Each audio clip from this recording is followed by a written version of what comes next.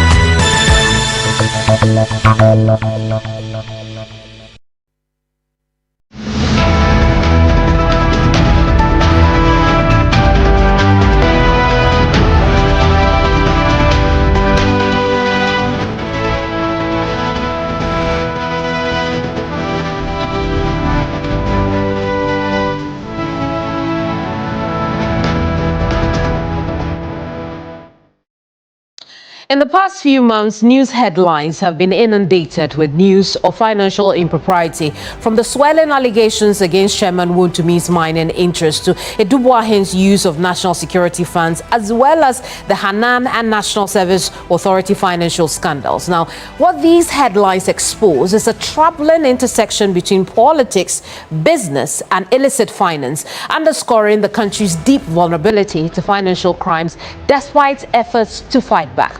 In this edition of Hot Issues, we ask, why?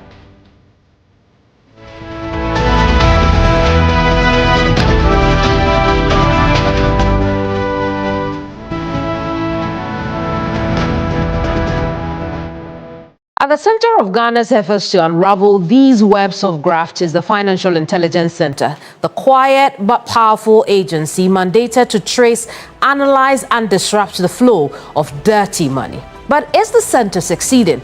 We'll find out as I sit down with the CEO, Kojochu Mbuafo. I'm Kemini Amanor, and this is Hot Issues.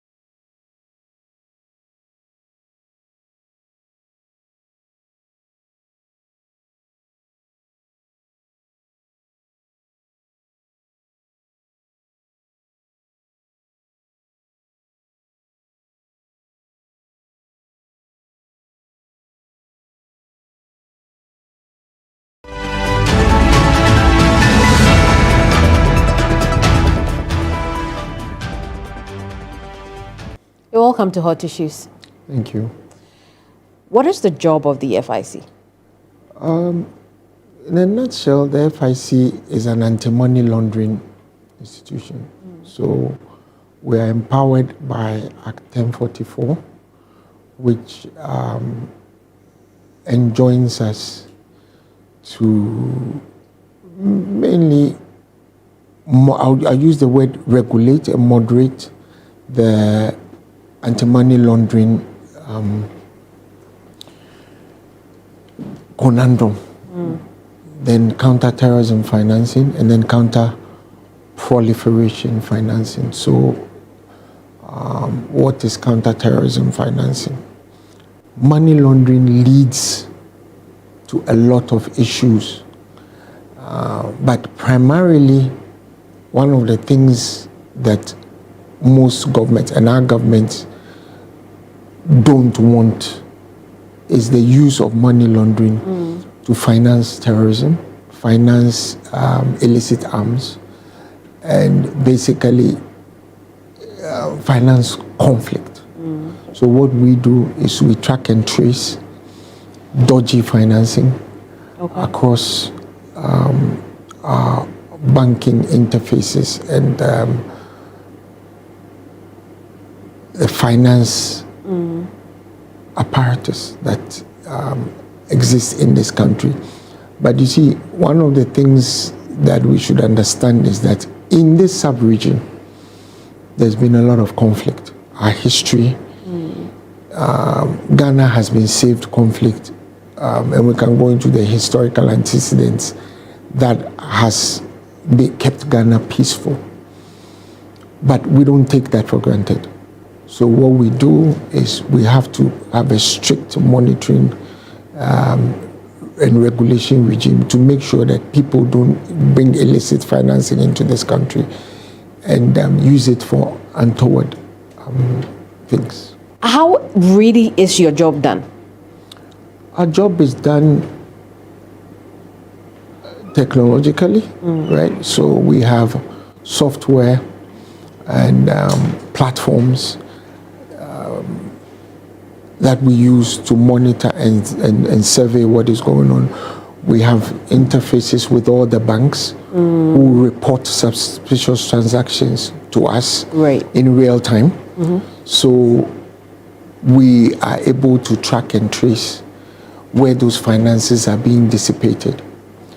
Then we are also working with a lot of the security agencies. In fact, let me not say a lot, all of them. So the police have a financial fraud unit.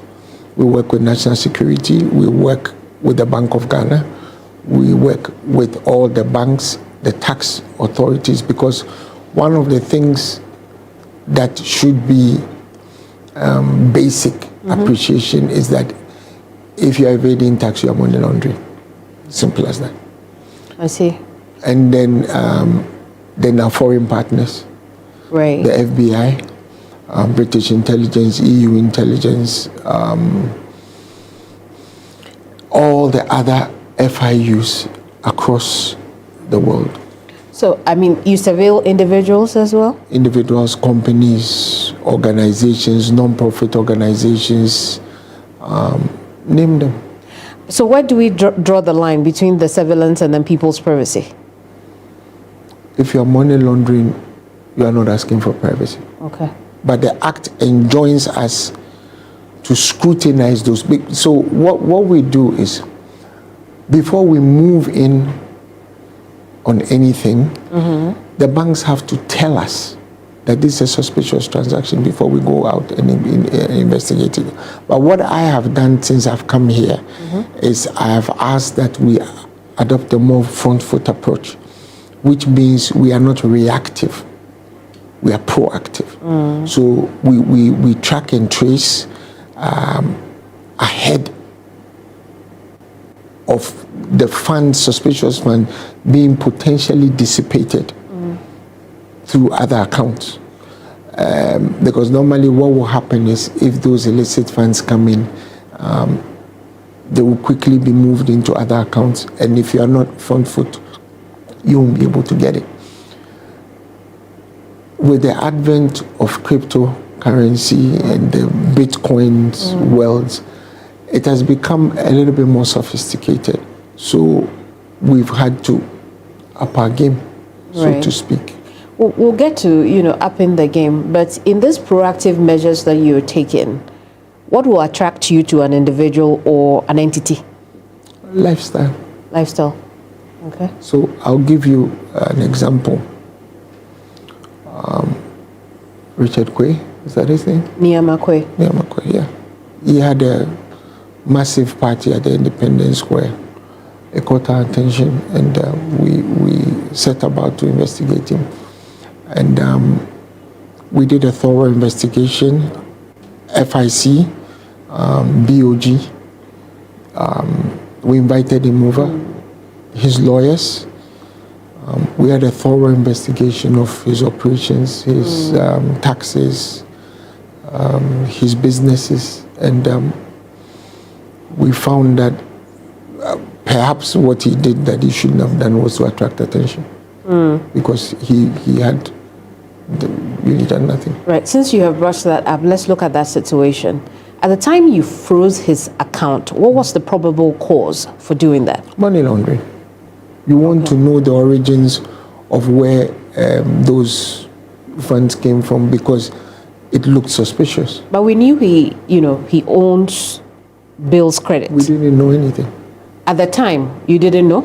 No, you can't assume that because somebody owns something, then it's clean. The name of the game is to find out where the funds are coming from. Right. Because we've had, let me depart from that, we've had the unpleasant duty of working with the FBI to extradite people who were involved in a romance scams.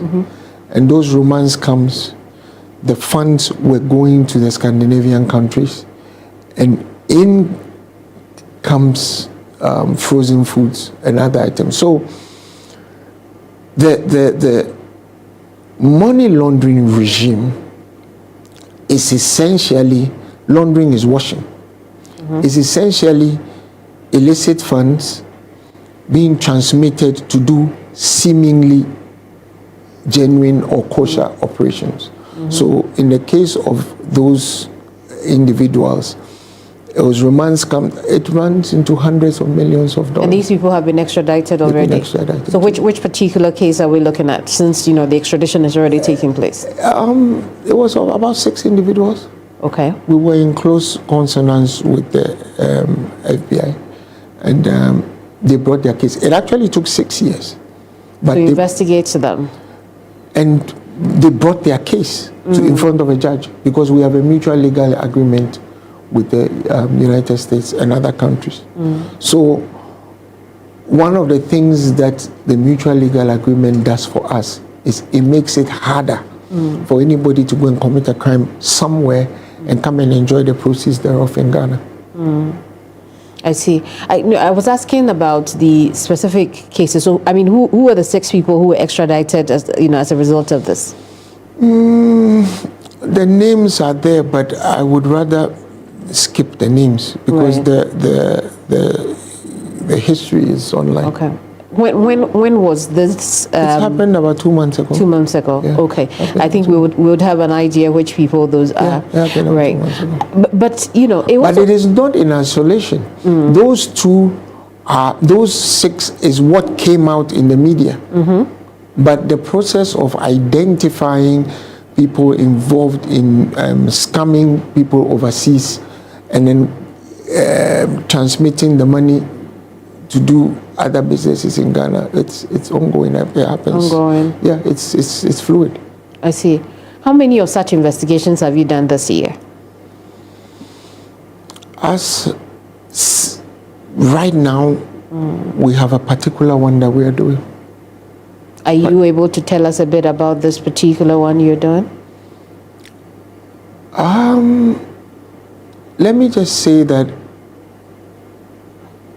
the individual has been identified. The investigation is ongoing, and I would rather not talk about an ongoing investigation, because I may prejudice the investigation. But what I can tell you is that that individual has been identified.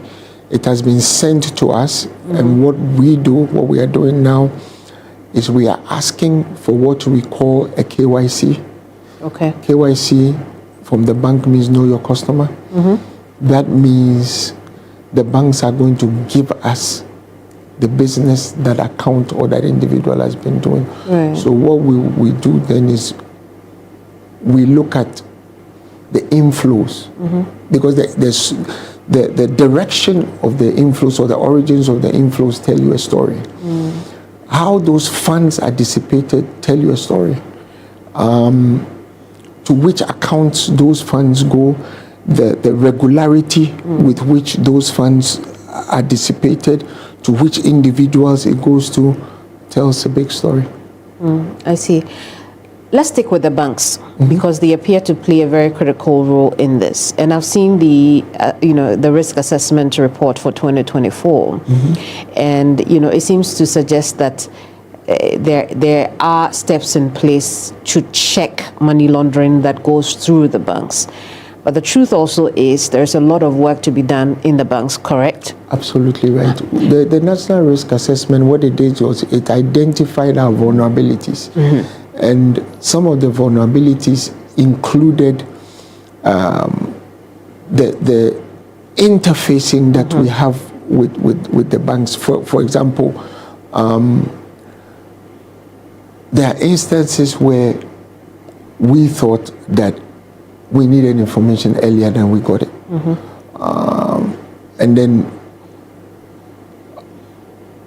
after the fact, reporting of suspicious transactions doesn't help us.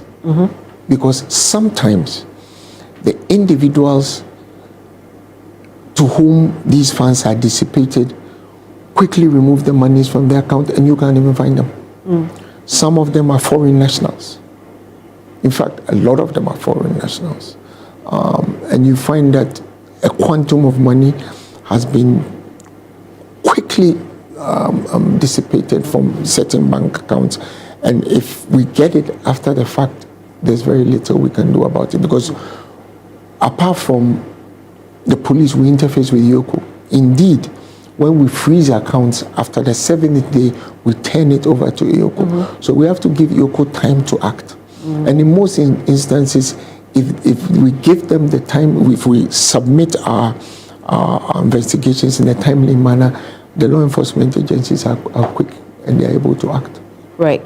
So then, we also know that by law, the banks are supposed to give you information on any suspicious transaction. Yeah. Right. Do you and you're telling us that look, sometimes you're not getting the information, as quickly as possible. Yes, and as timeously as we want it. Why do you think that is the case? Are the banks complicit? No, I wouldn't want to proffer that. I think we have a very good relationship with the compliance units of all the banks. Sometimes it just gets mired in bureaucracy, really. I wouldn't want to go that far. I wouldn't say that. But what could the bureaucracy be? Because I mean, the law is clear on what they should do. Yeah, it has to do with identification, and the identification is purely subjective. There is no threshold at which the banks should flag. There is, but like I'm saying, it's subjective. Okay, what is the current threshold that that makes a transaction suspicious? The regularity with which it is done and the quantum involved. So let me give you an example. Yes. Kemini has a bank account at Bank of TV3. She gets inflows of 10 million cedis every day. Right? And as soon as the money hits her account, all the 10 million cedis, so let's say 9.5 of it is dissipated within a day. And it does this repeatedly, happens to the extent that, let's say within a space of about 6-7 months, Kemini has inflows of about 600 million cedis, and she has dissipated all the funds. That's very suspicious. In fact, that's not suspicious, it tells a story. Because you are money laundering. That's what it is. But based on what you have told us, it means that the banks are also using a lot of discretion to determine whether or not they should report this transaction. Yes. And it's not ideal, but I still respect the subjectivity of the compliance managers and what they see and what they don't see. Like I said, we have an excellent relationship with them. And the truth is that when we get wind of something and we go and talk to them, we get what we want. But then it would also mean that if you don't get the information, you can't do your job. That's why I was speaking about the front foot approach. No, hang on. But the front foot approach has to do with when you see what is going on. What I'm trying to tell you is that we get intel. You get intel? Yes. Okay, from we where? Get intel. Through which means? The intelligence agencies are working. So national security can call you and alert you to something. The BNI or NIB, as they are now, can call you and alert you to something. The police can call. Let me give you an example that you may want to know. Yeah. Last week, 10 days ago, the armed robbery unit of the Ghana police called me. The commander, the unit called me. They had arrested some armed robbers.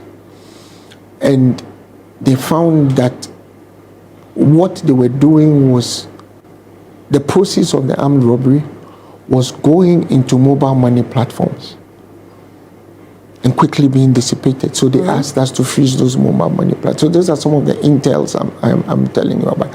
National security can tell us that they find something suspicious, we should have a look at it. And we do it all the time. I don't really want to go into specifics because, like I'm saying, specifics, prejudice investigations, they put the PEPs on alert. And trust me when I tell you that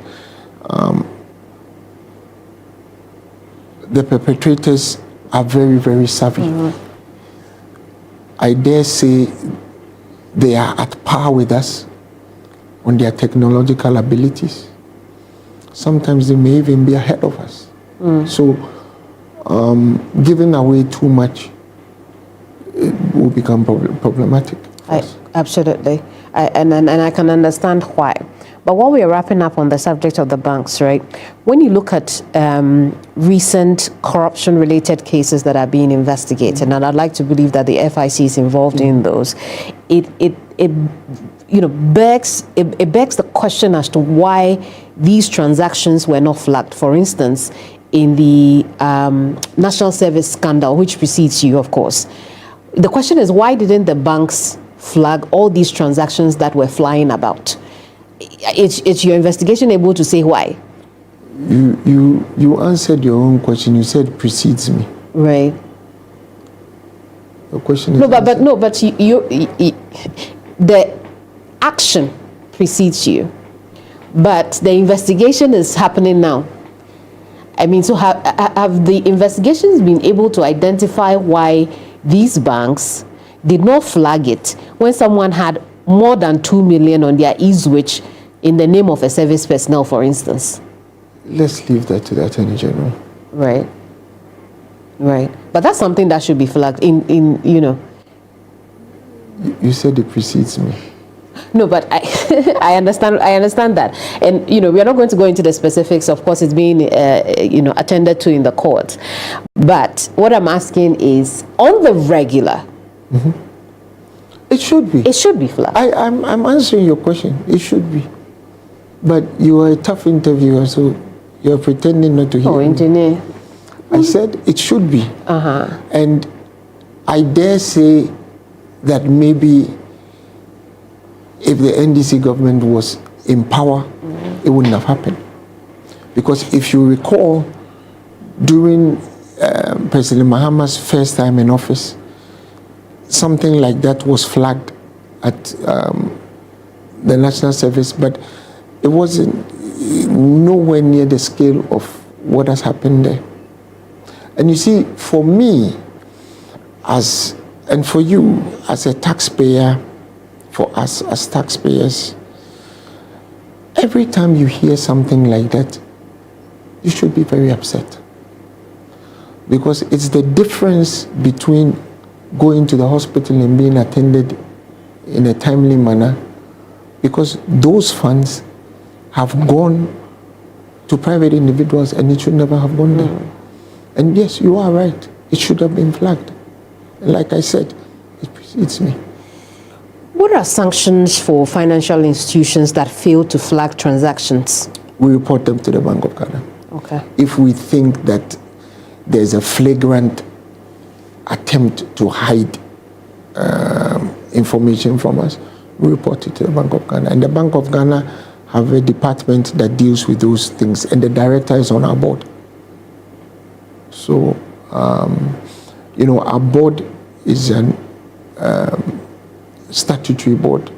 So it has representatives from the Ministry of Finance, from BOJ itself, and like I said, the director of that particular department is on our board. In fact, he's a carryover from the previous board. Very, very conscientious gentleman named Dr. Sayeboa. Very, very conscientious. He's very, very adept at his job. And we have the representatives from the police. The Deputy National Security Coordinator is on our board. So our board is very businesslike. Representative from the AG's office is on the board. So if we determine that there's a flagrant infraction, that is information is not being given to us flagrantly, we report to the Bank of Ghana and they take care of it. And I mean, there have been instances in which some financial institutions have been in a lot of trouble for not giving us the information in a timely manner. This year? Yes. Right. Okay. In a particular case, yes. In a particular case? Yes. Which of the cases? The case is in court. The case is in court, so you can't talk about it. All right. But I mean, let me just tell you that this particular individual was the largest depositor in a certain bank, and so the information that was needed was not forthcoming, but we finally got it. You got the information. But right. The case is in court, then the person is on trial. Is it the Dubois case? No. Let's look at another vulnerability, the real estate sector. Yeah. How is the FIC maneuvering the real estate sector in tackling issues of money laundering? It's a very big concern. We have been taken to task by, especially, and I will tell you, especially the Western embassies. They've been very concerned. I've had meetings with a few of the ambassadors who are concerned about the spate of real estate proliferation in Accra. And it's interesting to note that, and I'm a civil engineer, so when I see a building going up, I have an idea of how much it costs. But you can investigate the real estate company, you look at their outgoings and their incomings, and you can't find who the off-takers are. That's called cash-based money laundering. Because it's apparent to you that that project is being done with money that is coming from somewhere, money that is coming in cash. So we investigate those as well. And there's a lot we find out, and we package our reports and we forward them to the appropriate authorities, because some of them are national security concerns, right? For example, somebody is dealing in arms somewhere, makes money, identifies that Ghana is a place in which they can bring the proceeds of those arms deals and put up commercial buildings that nobody can rent, right? You go to a restaurant and you notice that nobody has come to the restaurant for a while, but the restaurant has been operating for a year, maybe more.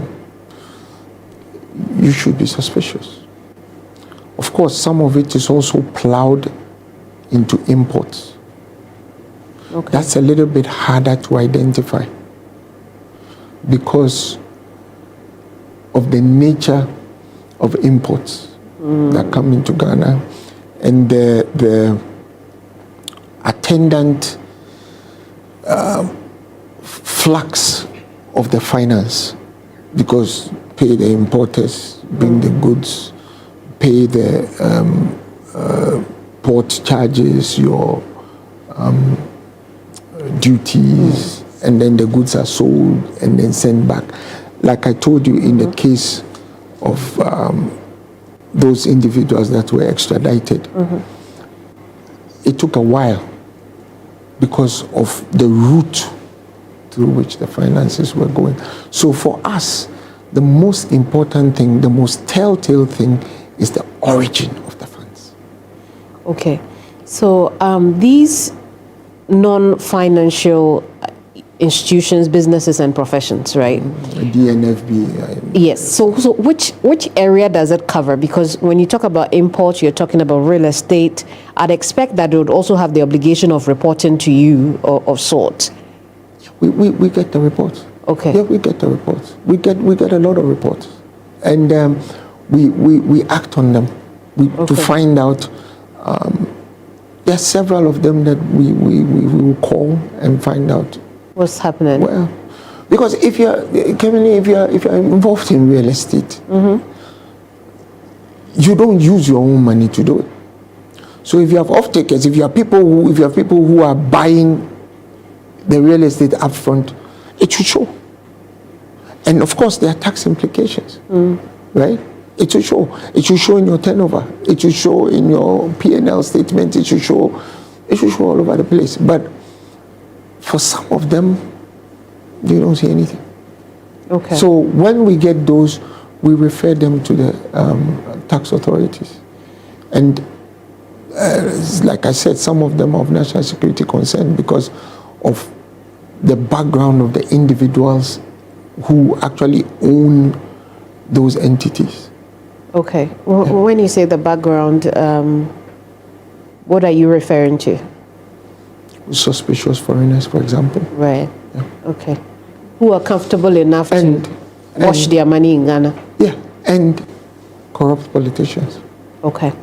Help us understand how many of these real estate developers or owners you're tracking this year. I don't think mentioning numbers is helpful. Okay. Because you put them on alert. Okay. Yeah. All right. But you're not going to mention any names? No.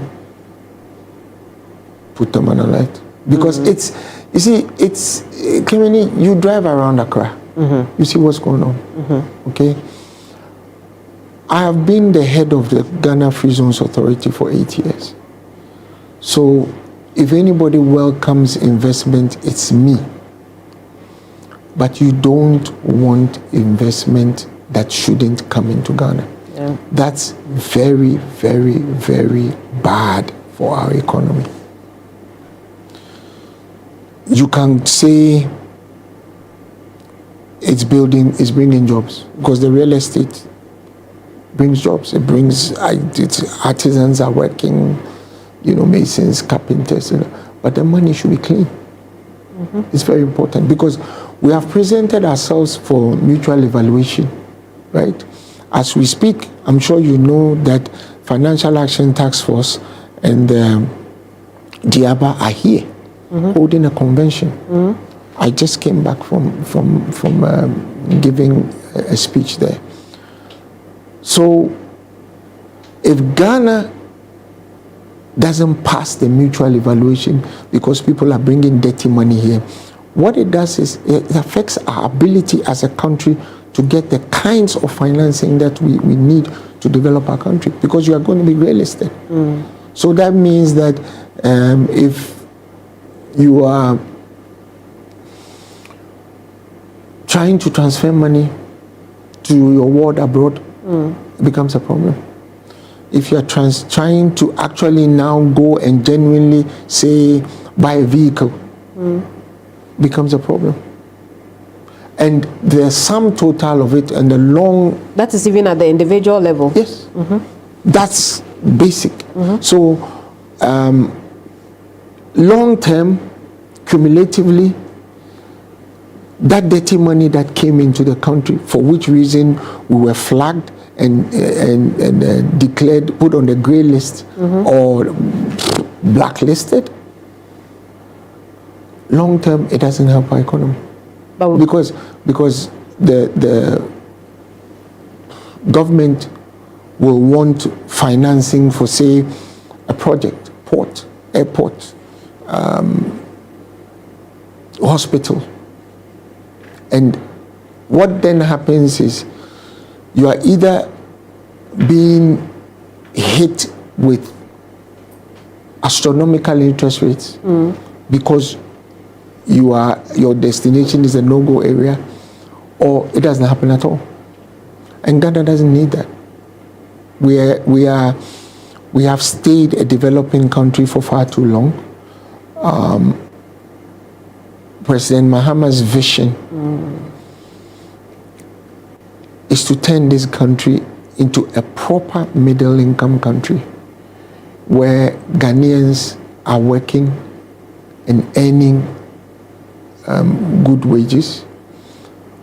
What we don't want is to put ourselves in a position where we can't even get the needed financing to get what we want. Because, for example, you can get, in the past, we have used some of these agencies that are able to borrow on their own balance sheets to put up infrastructure, like the airport, like the Terminal 3 airport. If you are grey listed, who's going to give you the money? If you are blacklisted, who's going to give you the money? So that dirty little money that came in to build a 5-story building, for which reason you were flagged, has cost you an airport, has cost you a hospital, has cost you roads, has cost you railways, infrastructure that improves your economy. So for that reason, we just don't want that. The other thing it does, which a lot of people may not realize, is that it affects individual businesses. So where I was at the free zones, you have several operators who have partners abroad who do research on Ghana before they come in here to come and invest. Right. If they read that you are blacklisted, they are not coming. And that is because of the poxy little 5-story building that sits on the corner, for which reason we were blacklisted. When I was at the free zones, one of the things I realized was that most of the people who came into my office to talk about investment came in informed. And rightly so. Why would you waltz into a country and try to invest in a country that has no laws? So they know what they're coming for. Right. So one of the things we did was we actively pushed to put up corporate offices that presented a face for which investors were interested in. And I'm glad to say that I left the free zones in a place in which they are much better off than I left it. And that's what I hope to do here. To do with I want my work to speak for itself when I'm gone, not whilst I'm here. What would that look like? When I came in here, I realized that the offices that were in at the 10th floor, we needed improvement. So I approached the governor and the Minister of Finance, and the governor suggested that we move here because when the assessors for the mutual evaluation come, I'm sure you and your crew came in here, you saw that there's some renovation work going on here. When they come in here, they want to see you in a certain kind of environment, and it tells them a story.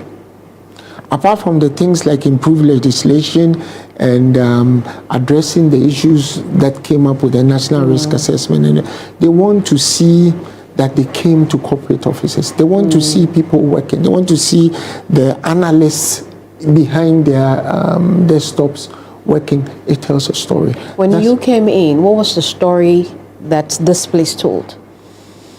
Reactive. reactive. Not necessarily, and let me be clear, I am not apportioning blame. Right. But I thought that we were hanging around too much for things to happen to us. And let me once again say that once I'm appointed to be the CEO of FIC, I subsume and assume what has happened and what goes on from here on in. And indeed, when you see what is going on at PAC, Right. the new CEOs are being asked what happened when they're not. So I will be responsible for last year's audit, which means that I am responsible for what goes on here. And so what I have to do is to sell the president's vision, sell this government's vision, and ask the people who work here to come along with me. So one of the things we are doing is we are doing a staff rationalization. We are going to ask our departments what they need to do better. And in doing so, we are providing the needed capacity. One of the things that the National Risk Assessment told us is that we needed increased capacity. So we need to empower and training. We need to empower our analysts to be able to track and trace using the modular software that we are being given. I mean, the current events and what we are learning from the GoML software, the improvements, and the other infrastructure and IT things that we are being asked to use need increased capacity. They need people with IT background. You're watching Hot Issues. My guest is the CEO of the FIC, the Financial Intelligence Center, Engineer Kwadwo Chumbuafo. We'll be right back. Don't go away.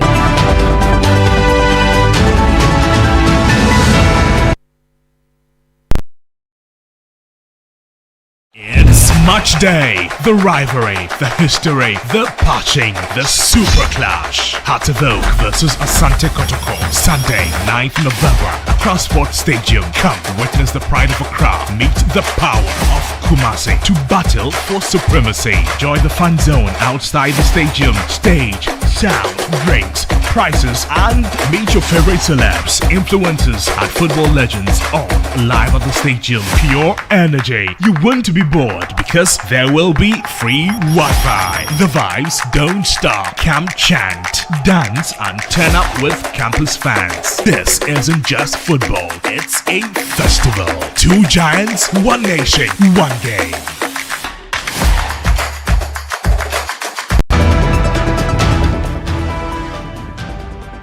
Welcome back. When I looked at the assessment report, the risk assessment report, I was surprised to note that mobile money had become a platform for money laundering. How is that? The banks have tightened their regulations. So the FinTech and Innovations Department of the BOG and the Financial Stability Department are very, very strict on financial transactions. Indeed, if what I know, you can't even, in Ghana today, you can't even give a third party a check of more than 5,000 cedis. That's how strict they are, right? As we speak, you can't even transfer foreign currency to an individual without setting checks on the individual where the money is going. So they're very strict. So the platform that most of them use will be the mobile money platforms, which is more or less, I won't say unregulated, but because it's virtual, yeah, those virtual assets, Right. it's more difficult to monitor. Then there's also Bitcoin and cryptocurrency. It's inactive, even though it's outlawed in this country as we speak. It's actively being used, because you see, by the very definition of cryptocurrency, it is difficult to regulate, even though it's outlawed in this country, because they terminate the transactions in the banks. So, I mean, so when it comes to those digital assets, what are you doing to be able to then track how much money, is being... The Bank of Ghana, as we speak, is putting in regulation for us to be able to monitor what they do and what they don't do. I think that there's been a realization that instead of the outlaw status of it, we must regulate it and tax it, because it puts us it puts us as being current on the trend of the way financial transactions are going, right? We can't keep staying, putting our head in the sand and pretending like we don't know that that's the direction it is going. So it's being regulated, and if it's regulated, it's easier to monitor. But the mobile money platforms, which are allowed, right, are being used to do some of these things. Yeah, but don't the telcos have an obligation to also make reports to you? Yeah, they do. They do? Yeah. They send you some of these we are able transaction to reports? We are able to freeze mobile money accounts. I see. So they are enjoined to be compliant, but them being fully compliant, that's another discussion for another day. Are they being fully compliant? Not as much as I would like. I talked about the front foot approach that we need, and they in particular, not as much as I would like. The banks are, but the telcos, no. I see. Is that why we are unable to tackle the issue of fraud also? Yes. Yes. Yes. I think that, the basic things like somebody calling you and telling you, Madam, I've transferred some money into your account by mistake, send it back to me. Those basic little scams, right? If we had regular reporting from the telcos, we will be able to know the regularity with which even a certain number is doing a certain kind of transaction, right?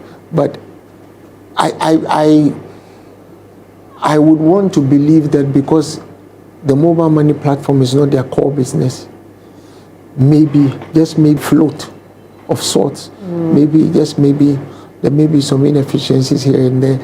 We think that with time we will be able to come to a consonance with them for us to be able to give us what we need. Another vulnerability we would look at is gold mining. Right. What role does the FIC play, for instance, in gold dealings in Ghana? We are the ones who do the background check on everybody who wants to deal with Gold Board. So Gold Board sends us names of people who deal with them, and we check their bona fides, we check their backgrounds. It doesn't matter. It's not just in country. Wherever you've traded, wherever you've worked, we'll find out in consultation with the research department of the Ministry of Foreign Affairs. We will find out what you did and what you didn't do, and we report back to them. I see. So when before you are licensed, if you are looking to license a gold dealership. I see. So when Gold Board says that we'll buy all kinds of gold, the backbone of that is that the FIC will investigate where the gold is coming from. Is that correct? Yeah. Okay. Let's clarify something. Right. There's a lot of noise about what Gold Board does. And I think, my opinion, a lot of it is manifestly uninformed. Because what Gold Board has done is simply to take over the functions of what PMMC used to do. Right? At the time PMMC buys gold, because don't forget, there are licensed gold miners in the country. So those licensed miners sell to Gold Board. Gold Board sells the gold, and everybody's happy because they use it to back our currency. Right? All over the world, gold is a store of value. Some people put it in vaults, 3 miles underneath the ground. We know. So what Gold Board does is simply replicating that principle to, improve our currency's position. Right. And when they buy it, it goes to approved sources. Because the gold is assayed and whatever. There's a whole process that goes on to make sure that that gold doesn't come from the wrong place. So that is not to say that gold is not smuggled. Because I saw a report that said that about 11.5 billion Of Ghana's dollars gold. worth of gold was smuggled across borders. How is FIC able to track the money to deal with some of these smugglings that could also tell in our fight against illegal mining? Because when they sell it, they try to use it to buy something. Okay. And when you do that, we will find out. So you're able to follow the money? Yes. Are you doing any now? Yes. Okay. All right. And it's, you see, it's, I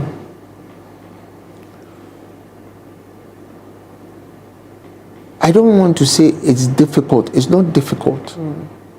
But it involves a lot of work. Because the people who do these things, once again, are sophisticated. So they take it through several iterations. You have to follow the iterations to make sure that you are at a point of inflection with what they are doing. So they are very clever. But we hope that we are cleverer. And we hope that we have the technological base to ensure that we are able to bring some of these things under control. Caveat, we can't do everything. But we are trying to do as much as we possibly can. Right. And we have been given enough support, internally, externally, to do what we're doing. What role is the FIC playing in the Chairman Wontumi case? Well, you have to find the money. Okay. Illicit money is illicit money. You asked about gold. If somebody is mining in a forest reserve and using the proceeds thereof for whatever political purpose, whatever purposes they are using it for, that's a case for the FIC, a typical case for the FIC. That is the definition of money laundering. Okay, so then you think there's probable cause for the FIC to be involved? I don't think there's probable cause. We are involved because we find the money. Okay. Right? And in his case, some of the proceeds had been diverted through several other entities.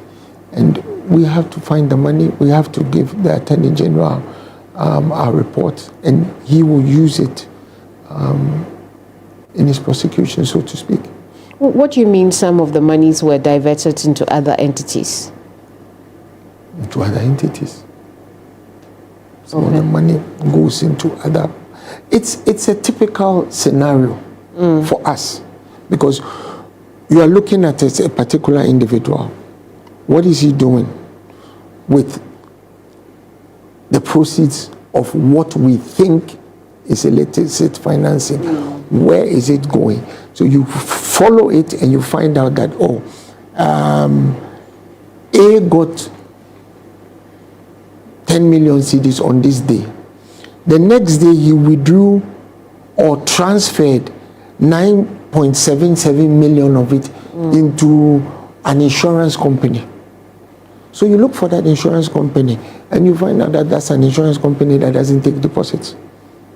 So all that happens is the money is going from A to B to C to D, and it tells a story. Also, just to clarify, are you not saying that is the case with Chairman Wontumi? Kemini, I answered your question. No, the example you have given now with because I asked you about the entities, right? But you have given me an example, a general example. Yes, I give you. Also, what I want to know, especially so because of the people who will be watching us, is whether or not this example is in relation to the case of Chairman Wontumi. Chairman Wontumi's case is in court. Okay. So once again, it's not. I can't give specifics. The Attorney General has laid out his case before the court.